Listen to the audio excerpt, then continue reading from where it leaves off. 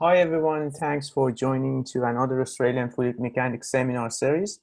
It is my pleasure to introduce our today's speaker, Professor Balachandar. He is a distinguished professor at University of Florida. He is the William Powers Professor of Mechanical and Aerospace Engineering and Director of College of Engineering Institute for Computational Engineering.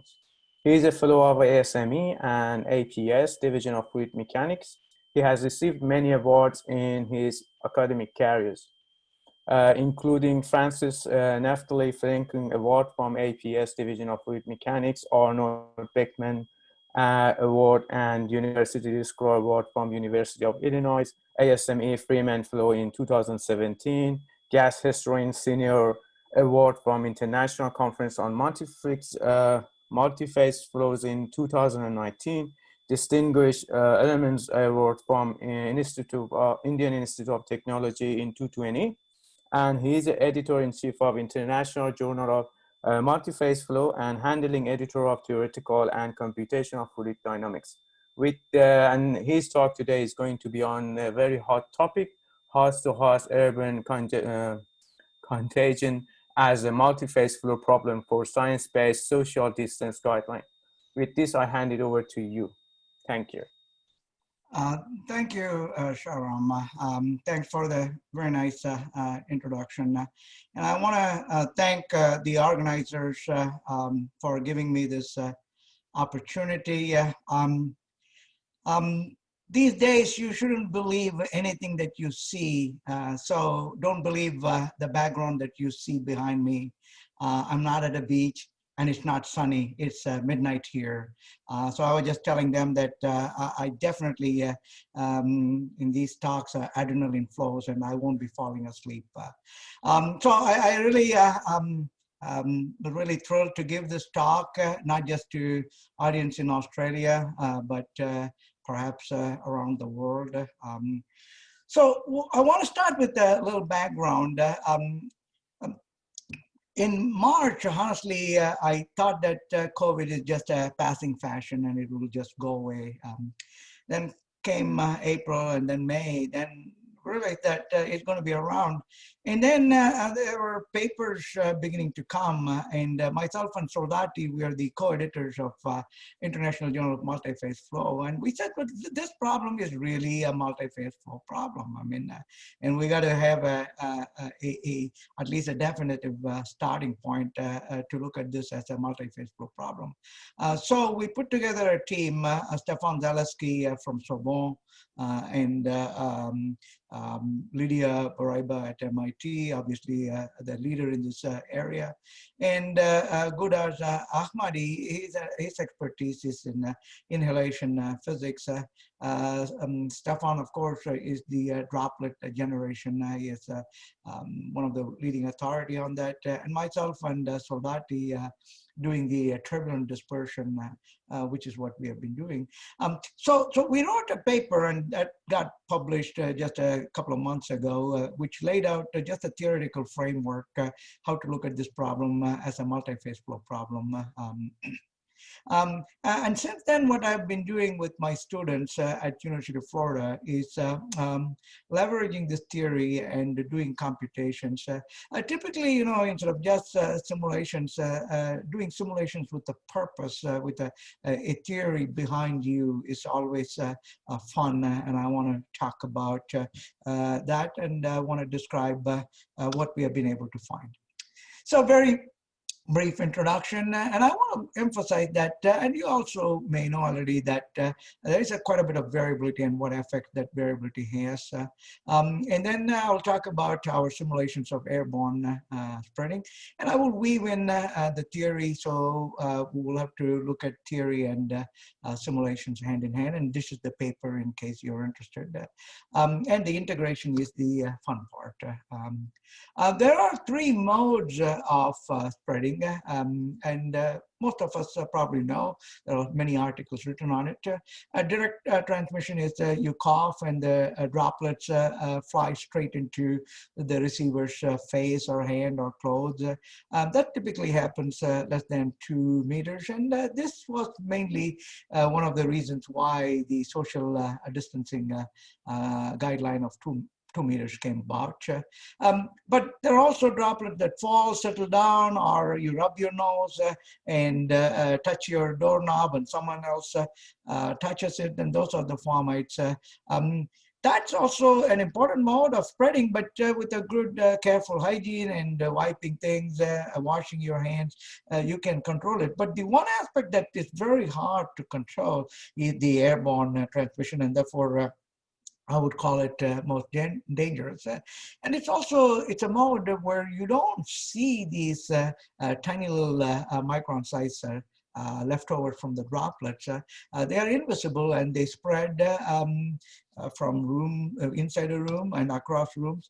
And how do I know? It's very simple. You know, my wife cooks in the kitchen. I'm 3 rooms away. The wafting smell really tells me. And somehow those molecules from the kitchen have crawled over or flown over several rooms. And these those that are telling that fine cooking, they are at the molecular level. But nevertheless, these tiny little micron-sized particles behave very similarly, and therefore, without a doubt, they can spread over very long distances. So the proof is in the pudding, really, especially very nice and smelly pudding. Okay, so there are many documented evidences. I've just listed a few,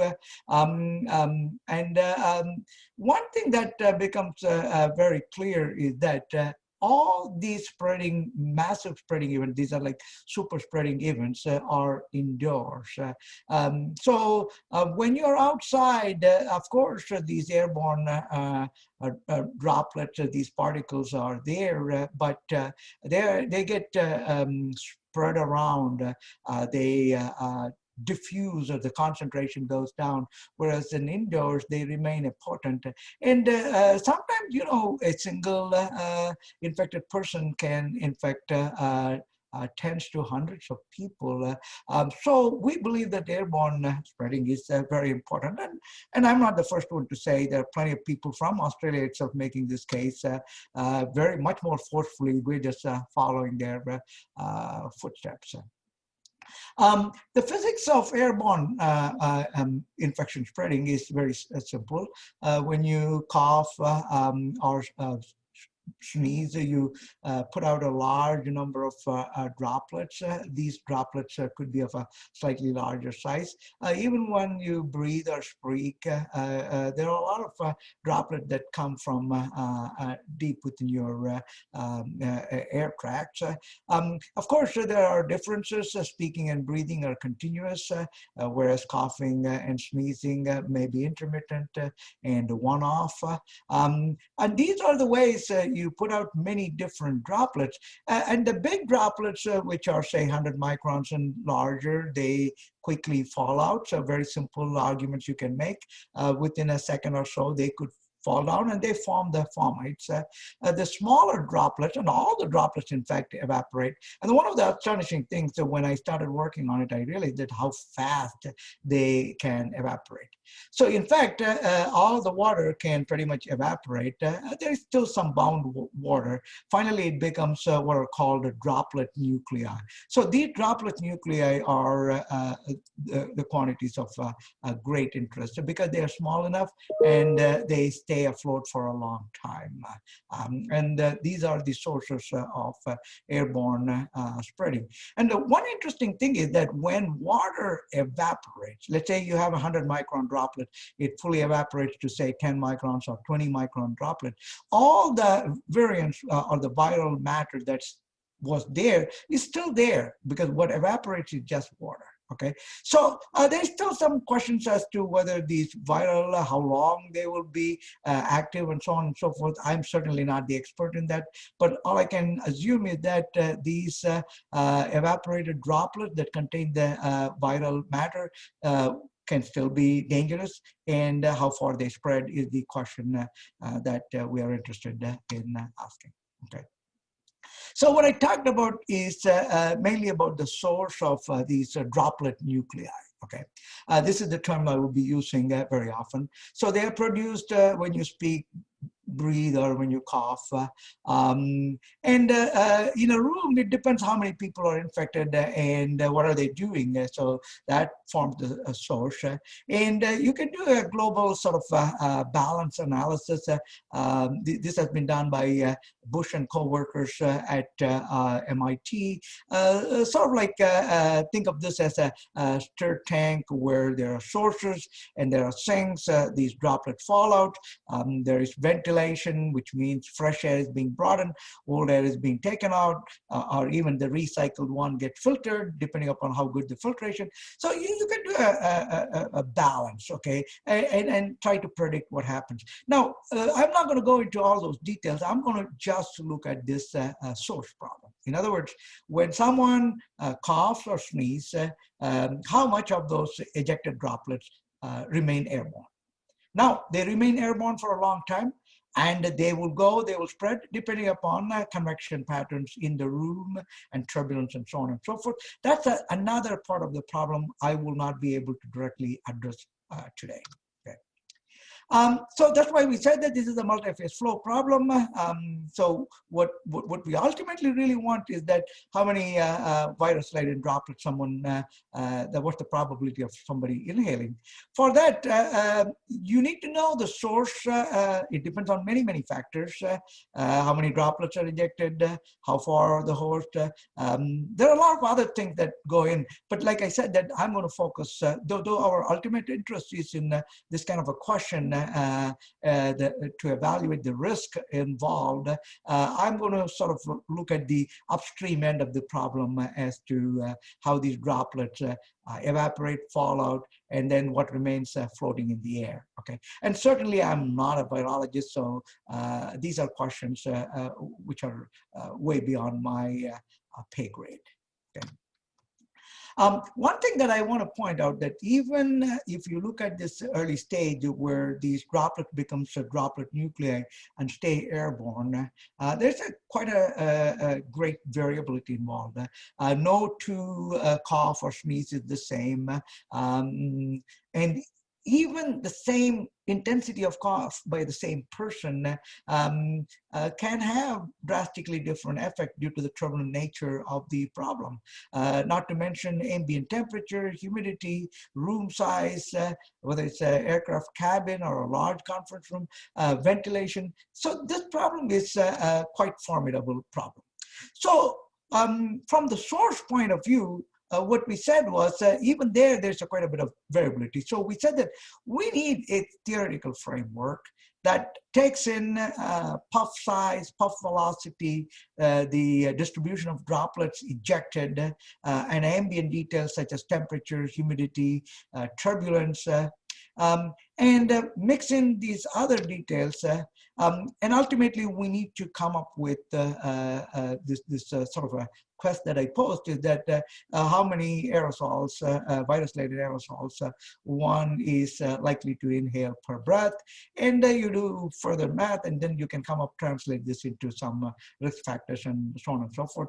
I'm not going to show results of that type, but that's where sort of one needs to be heading in order to put together a comprehensive framework. Okay. So with that, what is it that I'm going to be able to demonstrate after, say, 40 minutes or so, is that one of the things that we find is that dry weather has a 4 to 10 times a higher chance of airborne viruses than humid weather. Okay, that was very good for Florida because it's humid, not so good for Arizona, which is more drier, and I will try to explain why so. This isn't really what people thought, because people thought that if it's dry weather, droplets will evaporate, so they will disappear. So what's the problem? So really humid weathers are the problematic ones, but I will show you that that's not really the case. That's one of the really big thing that I want to point out. So please, all of you, get a humidifier if you want to reduce the risks of airborne virus transmission. Okay. The second point that I want to emphasize is that coughs and sneezes are pretty chaotic, and this obviously for experts in turbulence, not a big deal. This talk, I prepared some of these slides for a general audience, so I tried to minimize technical terms. So I just threw in this word chaotic, but really what I mean is it's highly turbulent, and therefore the evolution changes from one realization to another realization substantially. Therefore, when you're trying to come up with guidelines, you just can't be just fooled by averages because fluctuations above the averages can be substantial. Okay. The other thing is that, which is very, very important, is that since there is so many variabilities, it just can't do tens of thousands of experiments or simulations, although some may argue that that is possible. But I really would like to have a theory underpinning this and then validate or improve the theory and then use that for a broad prediction. So that's what we want to do. So even during this earlier sort of period, there is an ejection stage where the droplets are given out. Then there is a transport stage where the droplets are carried by the puff and entrainments, etc., makes the puff gets bigger. And of course, the transport stage will involve late-time turbulent dispersion, advection by currents, etc. And then finally, you have the inhalation stage. And we have, in our paper, we tried to cover everything. In our simulations, though I've tried to restrict ourselves to the early stage of dispersion by the puff, but ultimately, the framework we try to provide includes the role of mass, its efficiency, etc., so that you can ultimately predict what the risk factor involved by someone sitting, say, 4 meters across the room, wearing a cloth mask. What's the risk of them inhaling a viral particle? So that's the kind of sort of a theme that we are heading towards. So what I'm going to do is that I'm going to mainly in this talk about very little on the ejection stage. We need this because this sets the initial condition for the droplets.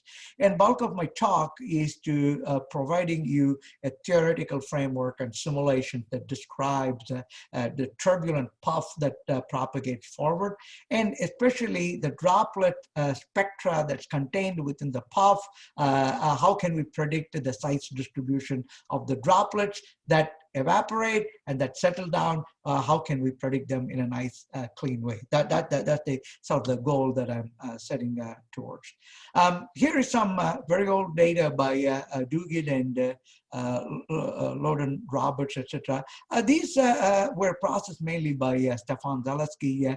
And one of the things, what you see is that when you count a number of droplets per droplet size, typically it decreases with larger and larger droplets. And then there's also a substantial decrease as you get closer to 1 micron.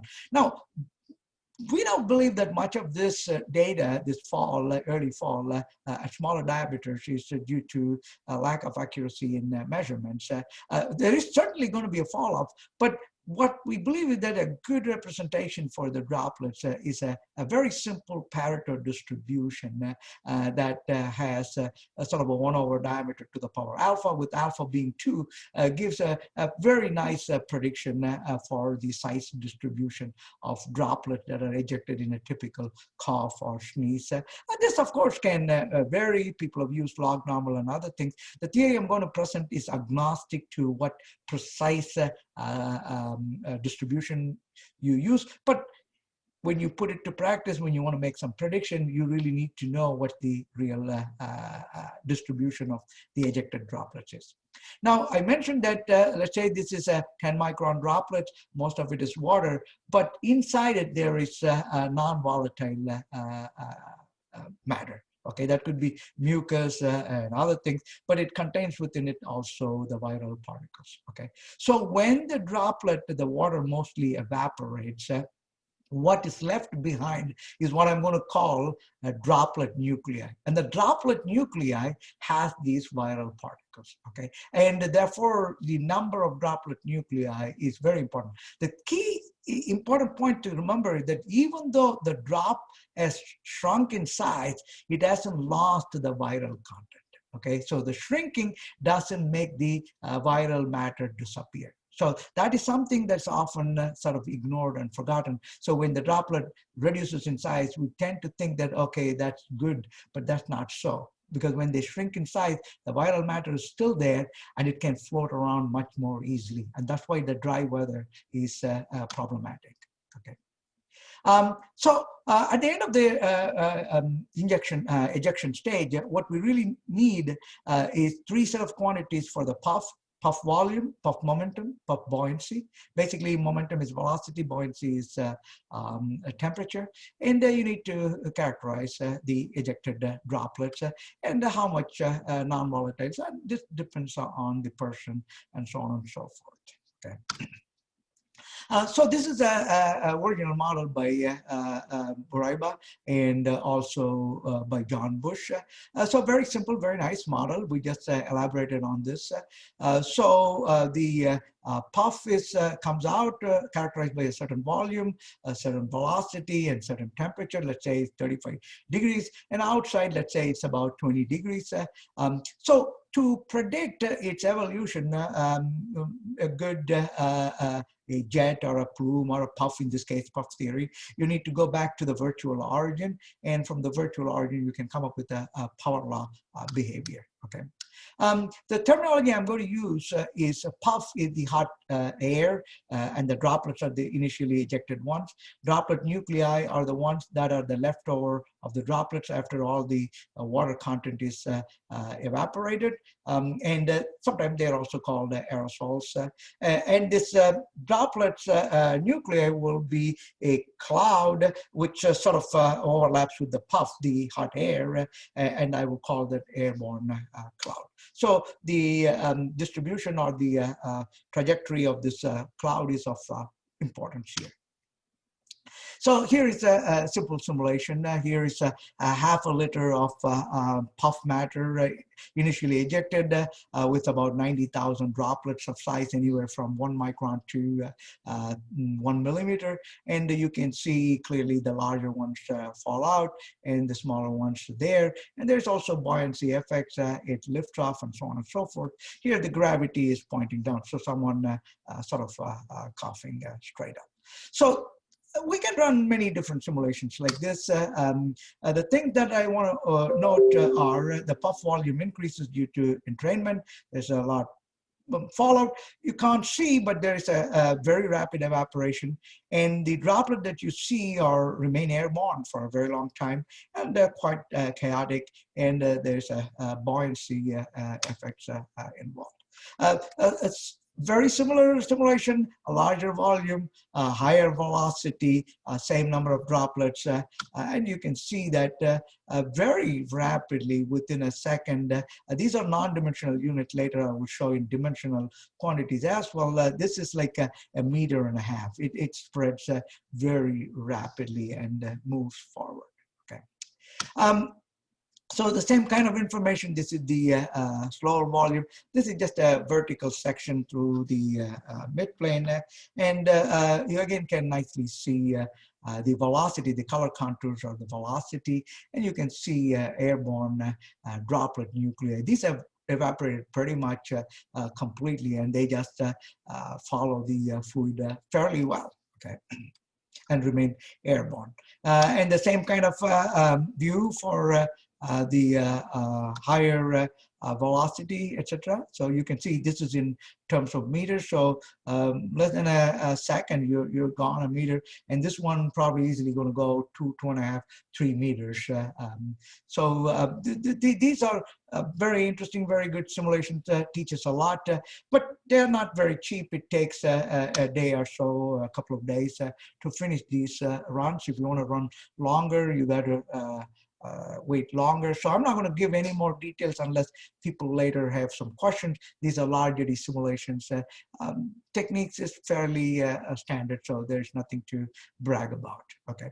Why do we need a theory? Well, we find three important reasons, okay? The theory has a lot of assumptions. So for example, it's assumed to be a spherical puff. Is it? Okay. And then we assume a uniform distribution of droplets, airborne droplets or droplet nuclei within that puff. Is that really true? Does it make sense? So simulation can answer such really questions that theory assumes. The other thing is that theory, by the way, has some closure problems. In other words, what's the entrainment coefficient of a puff? What's the drag coefficient as the puff is moving forward? Is drag important, okay? And also these virtual origins, etc. You can come up with an estimate we have given in the paper, the theory, but really the right way to do this is use your simulation or experiment to come up with a fitting for the virtual origin. So there's a lot of things that yet not closed in the theory can only be closed with some guidance from experiments or simulations. In our case, we're going to use simulations.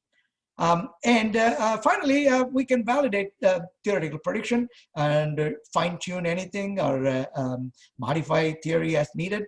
And once you validate, then the theory can be used to replace simulations. So that's the kind of very simple, straightforward approach that we have.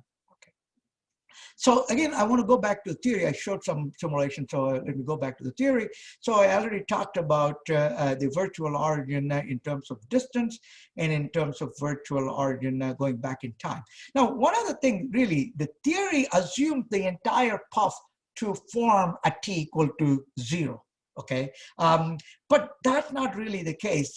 Typically, a cough lasts for a quarter to half a second. Okay, so even in the simulation, the ejected matter. So this is something that makes interesting. So the real virtual origin distance as well as time must be obtained, though they will follow this power law behavior, the scaling behaviors. The prefactors, the best way to get them is from real data of some sort. Okay.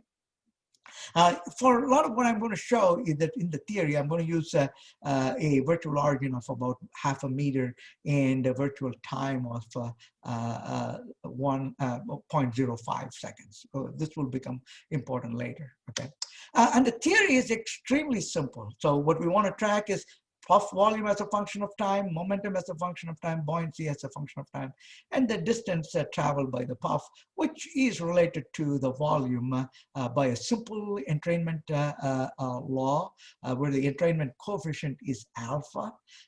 So the volume increases as alpha cube. Alpha must be obtained from experiments or simulations. Very simple Newton's second law for the puff, where we include the drag, and basically we also account for the fact that there could be buoyancy effects, and as a result we need to look at the horizontal direction different from a vertical direction, and those are the two components. And the buoyancy is conserved. Now, straight off, I want to tell you that the buoyancy effects are not very important in the first second or two, so I'm going to ignore this. Drag effect, I'm going to keep, but I also want to point out that the drag is not very important. It's also reasonably small. Okay, so the answer that comes out is very simple, a very simple asymptotic solution that we obtain solving those equations that I showed before. And the two important parameters are the drag constant, which is related to the drag coefficient, and the buoyancy constant, which is a measure of how much it's going to rise. And as I mentioned, A is very small, so these terms, though we have the solution, can be ignored. And the power law solution comes out very, very simple. So the distance traveled over the distance to the virtual origin goes as t to the power 1/4 plus a correction factor, this drag coefficient. So the drag constant comes out to be about 0.2 or 0.3, depending upon the case. Therefore, when you add it to 4 or 4.3, makes a little different, but not big difference. So to the leading order, the power law is 1/4, which is what people have identified for a puff. Now, for a jet, it goes as 1/T to the power 1/2. So that's a slightly different behavior. So this is after the injection is over, when it is moving as a puff. So it's a little bit what kind of what does this mean in terms of distance traveled, etc. So this is to show that when drag is 0 is the blue curve, and when drag makes a small difference, it's given by the red line. So the distance traveled divided by the distance to the virtual origin, which if you use the number, any value is something like 3. So this means the puff has traveled about 1 meter. So when it goes to 5, puff has traveled 2 meters. The time 20 non-dimensional units is about 1 second. So the simulation goes up to 5 seconds. And you can see this particular case, this is one particular ejection velocity and so on and so forth. So you get puff moving about a little more than a meter. So this is a rather weak cough, okay? So on this, you find the puff velocity. Puff velocity dies off very rapidly. So in log scale, which means 1 order of magnitude reduction in the puff velocity in the first second, in about 5 seconds, it really pretty much puff velocity dies off.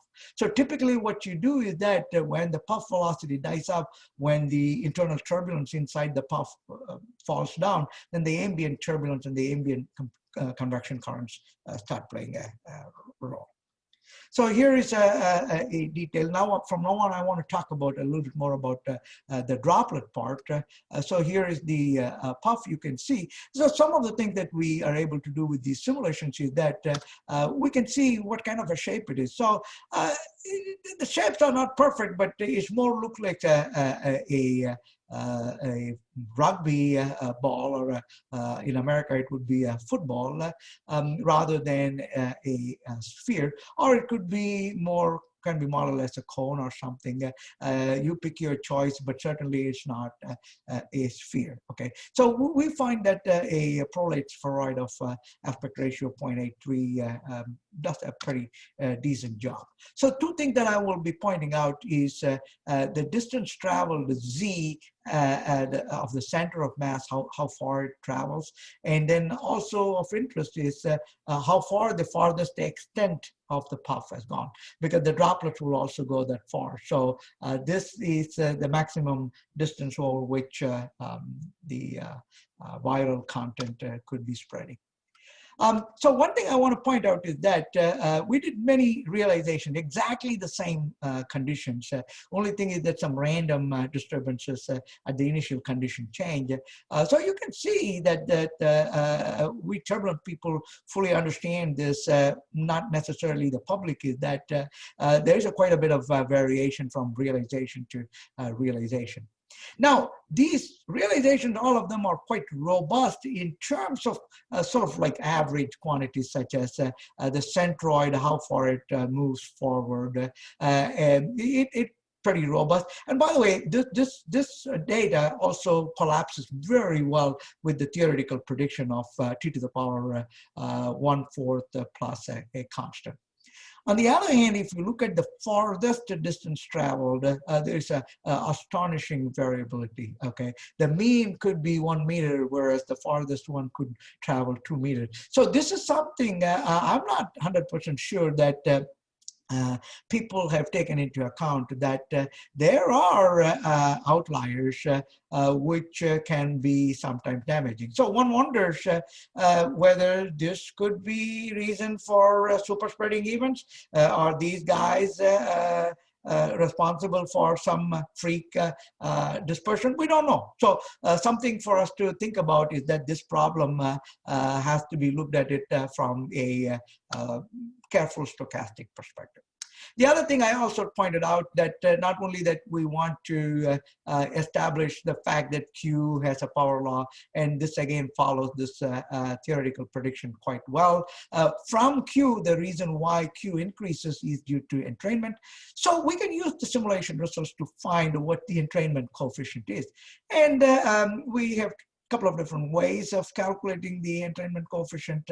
And this entrainment coefficient for a puff comes out fairly much larger than a plume or a standard jet. That's something was very interesting. Okay. And the same way, you can plot the momentum of the different realization as a function of time. Obviously, during the initial ejection, more and more fluid is coming, so momentum. It's supposed to remain a constant or maybe go up a little bit because of buoyancy, but buoyancy effects aren't that big. These are non-dimensional time. But we see a distinct drop-off, and this could only be due to drag, between the puff and the ambient surrounding. And therefore you can calculate, this is a kind of a noisy data, so we can get a drag coefficient to be fairly small, and the drag coefficient can be converted into drag constant, and this comes out about 0.3. This is what I earlier talked about. So this 0.3 must be added to 4 before in the power law exponents. Okay.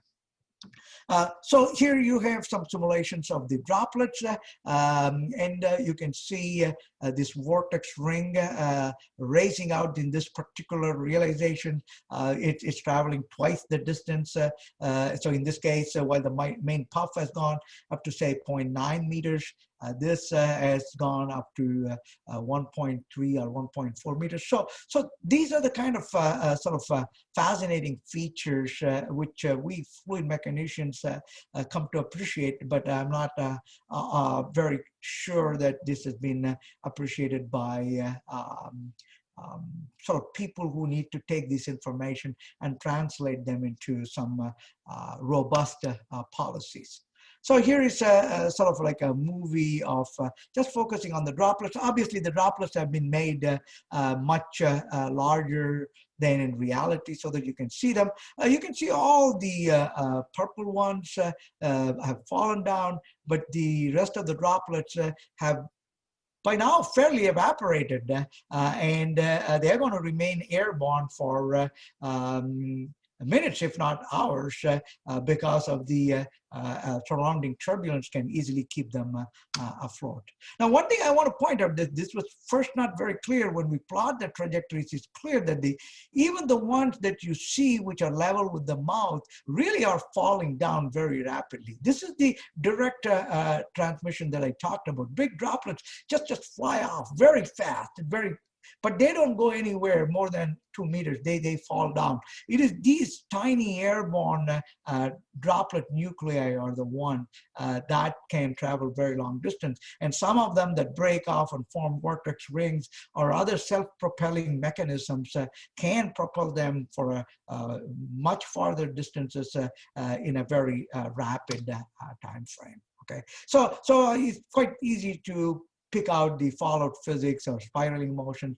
The other thing is that when you map these droplets to the puff, these airborne droplets fully occupy the puff.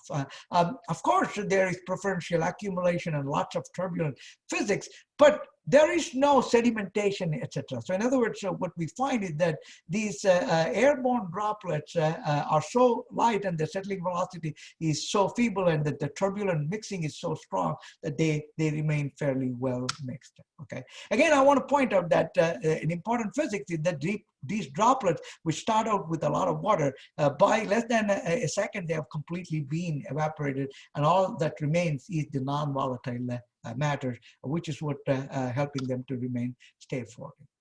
So in the simulations, we use we track the size of each droplet, but then it just generally follows this the d square kind of law. This is for theory we use, but in simulations we let them evolve their own way. So in the theory, the only parameter that controls the evaporation is K prime.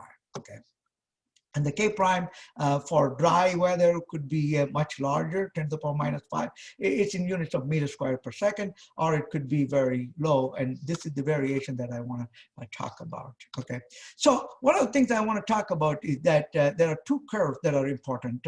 And there are different pairs that each pair is for a different K prime. Okay. The right solid curves are for the fallout physics, and the left straight lines are the evaporation physics. So the purple line is for a larger K prime, so appropriate for, say, Arizona, and the green or the red curves are for humid Florida. Okay, so I want to explain, take a minute to explain this. So time goes this way, and the droplet diameter, this is the diameter at the time of ejection. So their diameters right now, after a certain time, could be different, but I wanted to keep sort of like a Lagrangian frame. Everything is referred to their original size, okay? So let's say, for example, we take this black line, some K prime value, and let's say about 0.1 second. So these two lines tell you two important diameters. So this is the evaporation diameter, and this is the exit diameter. So what happens is that at 0.1 second, for this K prime of 10 to the power minus 8, any droplet that is initially that was ejected less than about this size is completely evaporated. And droplets that are greater than this size, they have completely fallen. This comes from very simple arguments, physics, that we can come up with these estimates. So all the droplets that were originally between these two sizes are still within the puff, still undergoing evaporation. As time goes on, this brown line, as it keeps moving, in this case, a little less than about 1 second, these two curves meet. What that means is evaporation is done, fallout is done. Henceforth, all the droplets that were initially ejected that were below this size, they are airborne for a long time, remains as evaporated droplet nuclei.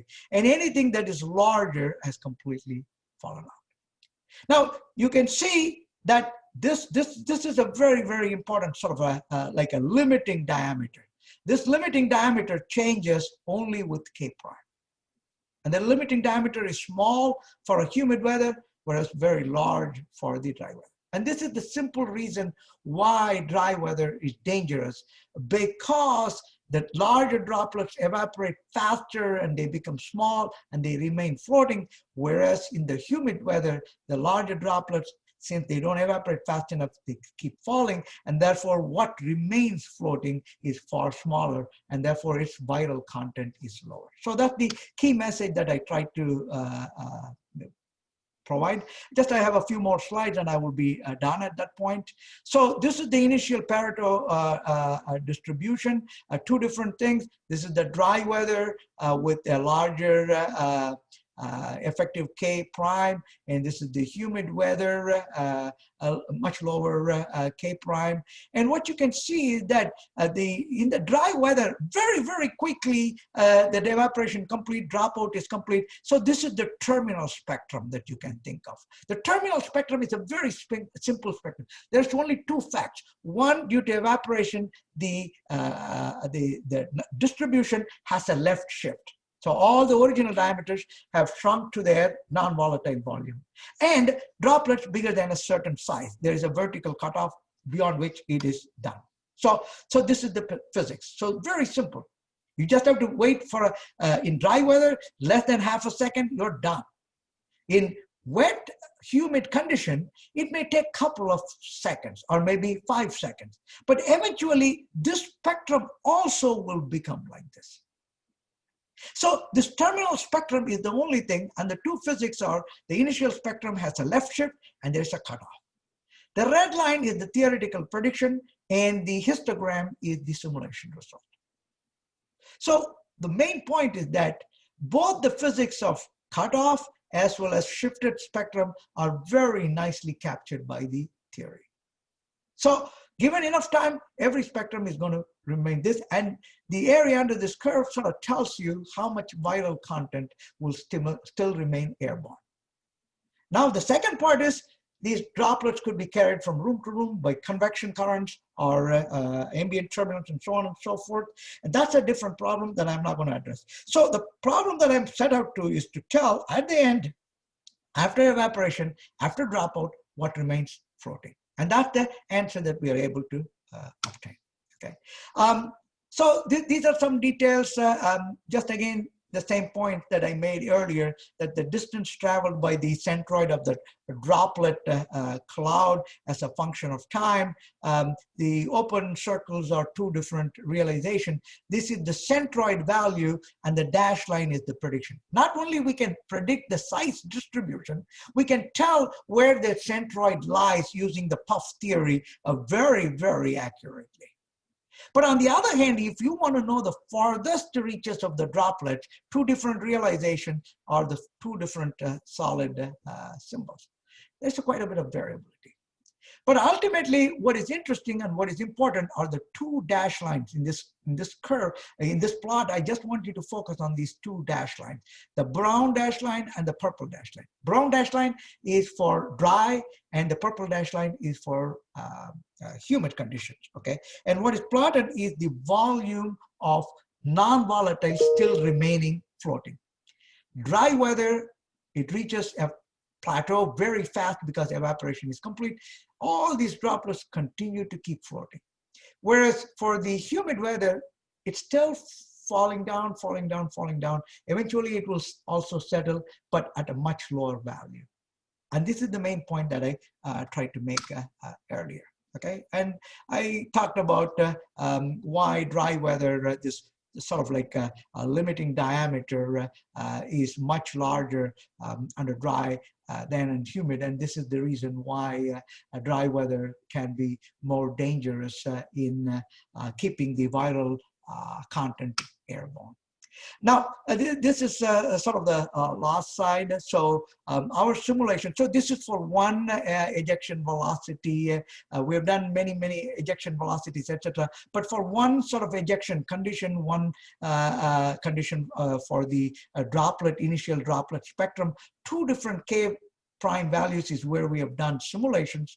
But then now that the theory has been validated, we can run the theory to predict the entire range of K prime values. And what is plotted here on the y-axis is what fraction of viral content initially ejected will remain floating after evaporation and dropout is complete.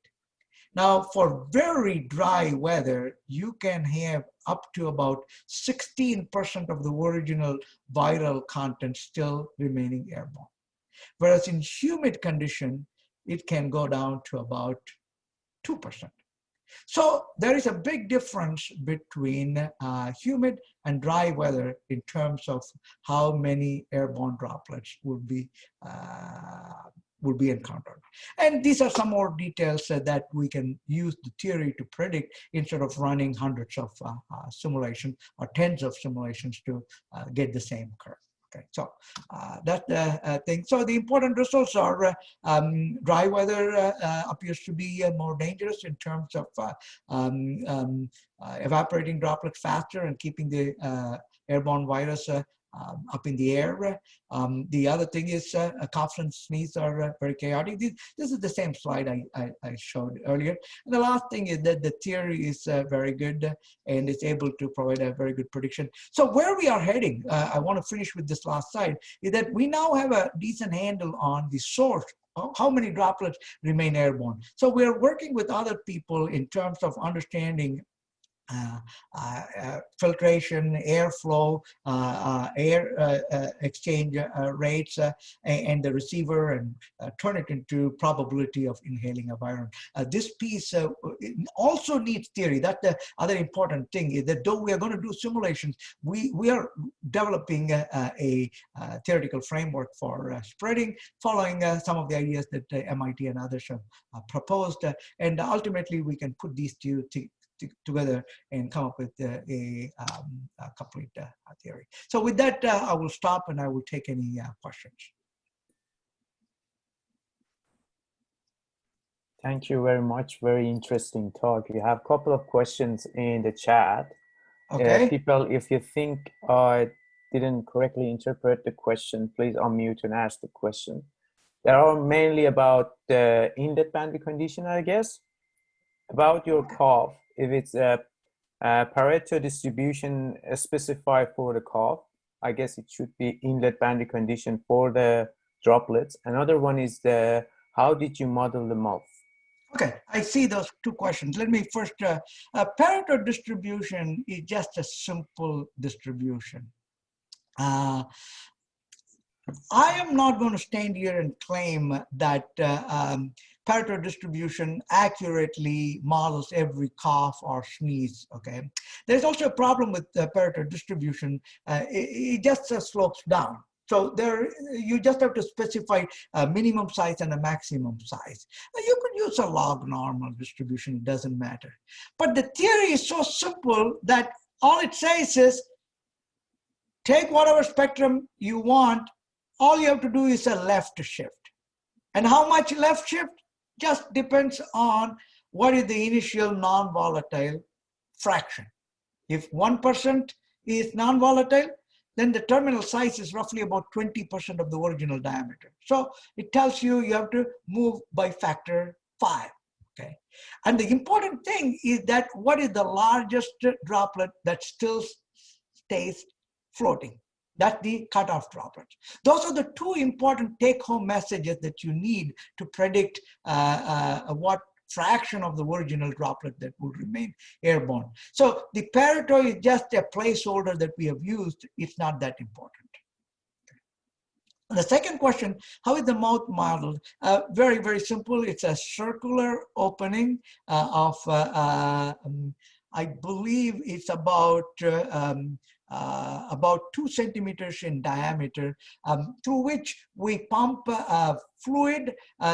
It goes from 0 velocity to a peak velocity very fast, and it has a slight slow tapering off where the velocity falls off to 0. And integrated, we will specify what is Q, the volume flux, the momentum flux, and the buoyancy flux. Okay, will be. I see a couple of more questions. Should I go? Two more questions, I guess, or a couple of others. Yeah, Paul is asking, how generalizable are these results to speaking and breathing? Paul, this is a great question. I was thinking, so in other words, if you have a pulsatile motion, one could think of like a pulsatile jet.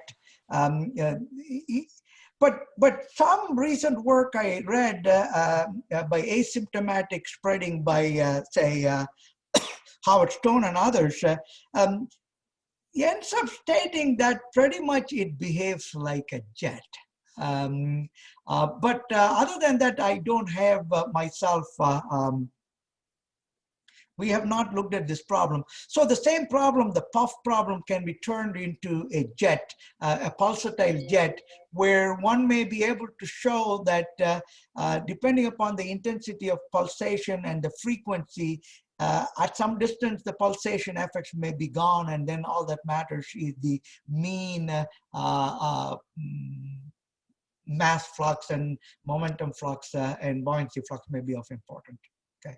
I guess makes sense. I guess I was just wondering whether the amount of evaporation of the droplets depends very much on the flow structures, or whether that's more universal. Here, I have seen some paper Detlef sent me. And also Lydia working with Villermo in France.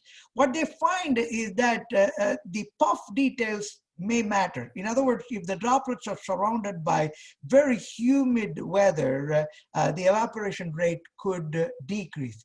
So we sort of bypassed all those arguments. We simply said that let's call K prime as an effective evaporation rate.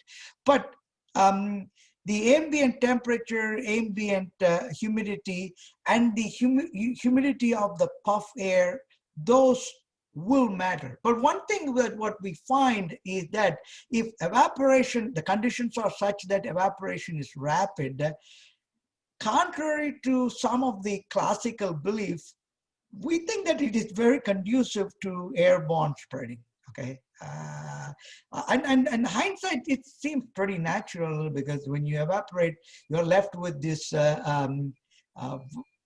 this sort of like semi-solid, like airborne particles that just float. And there is enough evidence that they remain infectious. Just by evaporation, those viral particles don't lose their potency. Okay. Yeah, thank you.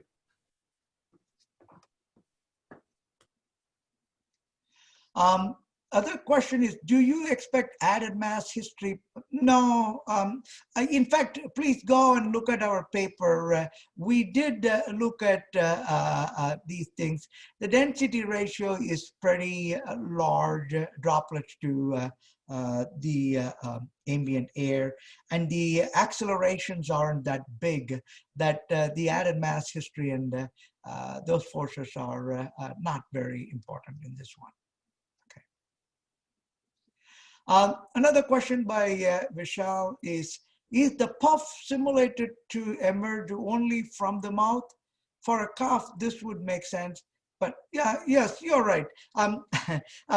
We do, it comes from only one hole, but we did a bunch of very interesting things. Can you guys still see the screen? So this is what I showed. Let me move on. So we did a lot of interesting things. Is that most people don't eject horizontally. So we had different orientations that we tried, but we kept the head position fixed. So I believe what is more interesting is that nobody coughs like a rigid person. So they cough, while they cough, their head really moves. So these simulations give some ideas, but by no means these are the final word. And I think some of Paul's question was very important. If we build more physics, say for somebody speaking or something, or during head motion, we need to have reliable theories to predict where the puff motion is. Because I believe the droplet behavior, once the puff motion is simulated or understood or predicted, can be easily handled. Droplet motion is relatively easy in my opinion. Maybe because of my multi-phase flow background, I believe that particles are reasonably well behaved. So when the head is moving or at an angle, one needs to understand how to model the puff dynamics. Patrick asked a question, buoyancy is also impacted by air pressure. How you experimented with different ambient air pressures? We did not. There are many different avenues to go. 6 months seems like a long time, but still, each simulation takes a long time, even with hundreds of computer cores, thousands of cores. So we have many different things. So I don't have anything to say about changing air pressures. But by the way, this code is available if anybody wants to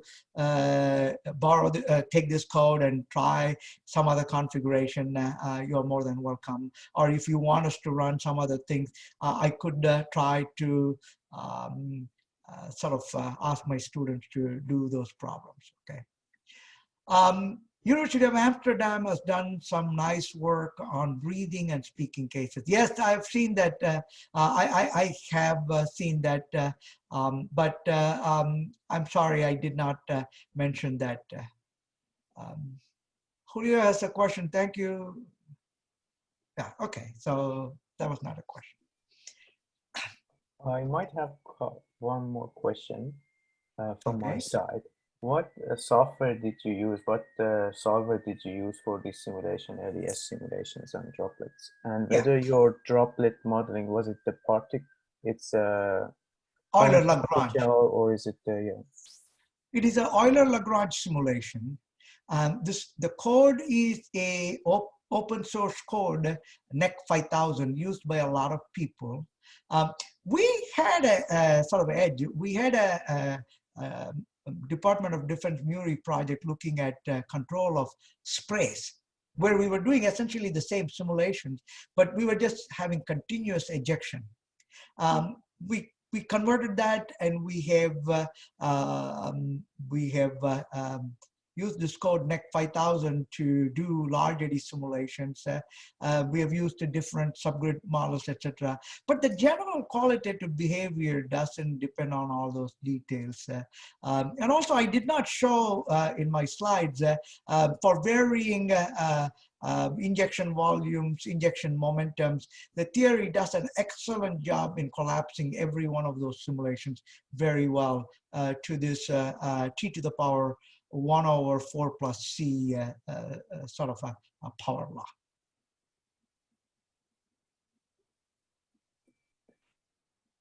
Do we have more questions? If you want, you can unmute yourself and ask your question. I had one. Yeah, Vishal, go ahead. Professor Bala, you did not say how do you non-dimensionalize the spatial coordinates? We non-dimensionalize in the theory with respect to, in the theory, we non-dimensionalize everything with respect to distance from virtual origin. Because if you remember in the power law, it is everything is scaled. The power law is written in terms of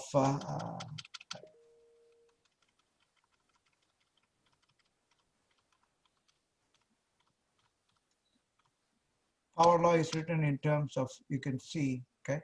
So it advantageous to normalize everything by distance from the virtual origin, okay? And that's what we did in the theory. In the simulations, we just chose the length scale. I think the student in the simulation chose the mouth diameter to be the length scale. Okay. Oh, but yeah, that's what I thought would be case because the results, I mean, at least the contours that you showed, the simulation that you showed, looked more like you had used the mouth as the non-dimensionalizing factor. Yeah. That just, but that is unimportant.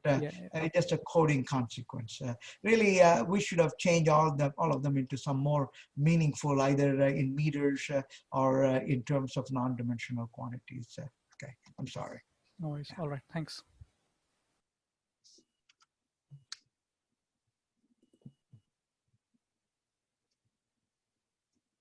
Ivan has a question. Do you want to Yeah, hi, Bala, great talk. I really enjoyed it. From your, obviously there's so many parameters in this. What's your sense in terms of the takeaway message? You know, when you talk to the epidemiologists, obviously they're not familiar with aspects of fluid mechanics. And there's been a lot of resistance about airborne transmission, even to this day, even though people acknowledge it may be a pathway. I'm just wondering, you know, in a state like in the Midwest, like Minnesota, where it's very dry right now in winter and humid in the summer, do you think, but we see these rapidly escalating contamination rates or transmission rates currently, how much do you think humidity is playing a role? So you can see that the simulations also, what we did has a flavor of a theory in the sense that we only specify a non-dimensional parameter. The evaporation rate sort of varies as the droplet moves, as it shrinks in size. When it becomes non-volatile, completely loaded with non-volatile, evaporation has to decrease.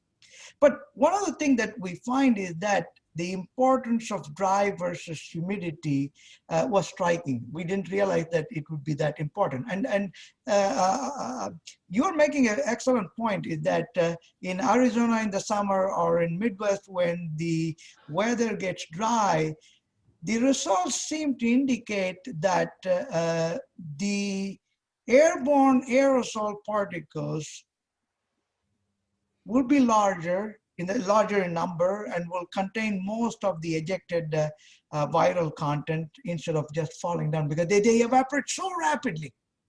Okay, because I've never worked on evaporation problems, so it was astonishing. After this, I was wondering whether I should do watering of my lawn, because it evaporates so rapidly, so half the water that you throw is just evaporated. Okay, maybe not so much in Florida, but certainly one needs to think about watering in Arizona or winter watering in the Midwest. It evaporates so rapidly. Okay, so this is of concern. We wrote a very short paper, and I think that it is very important for health professionals to understand the risk of dry weather to airborne transmission. First, they need to accept that airborne transmission is real and it's a serious matter, and it can be across rooms, okay? Again, I saw someone talking about smelling, and that's why I added that, because then hopefully people will get convinced that yes, there are airborne stuff that come from far away. Okay. The second thing is that the amount of droplets 10 times larger under extreme dry weather is extremely worrisome for me.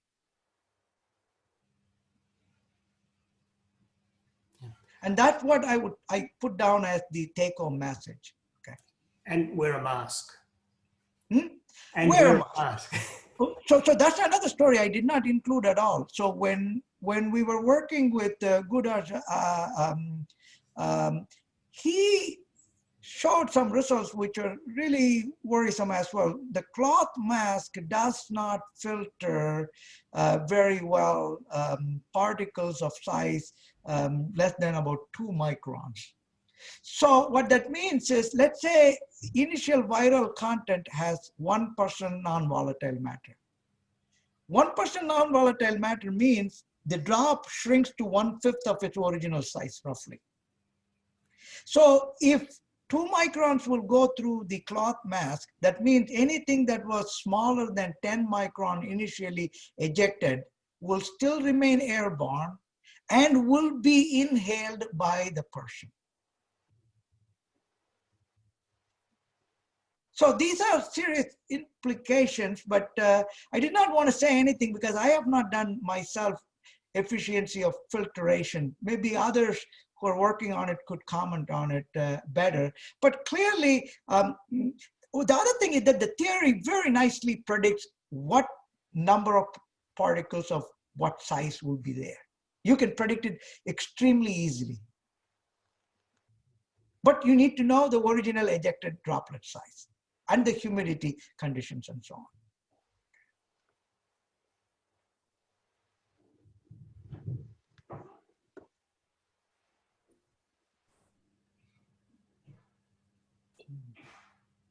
If there is no more questions, we might finish this session, and it's our last seminar of the year, and we will continue next year around February. Stay tuned for receiving email from us.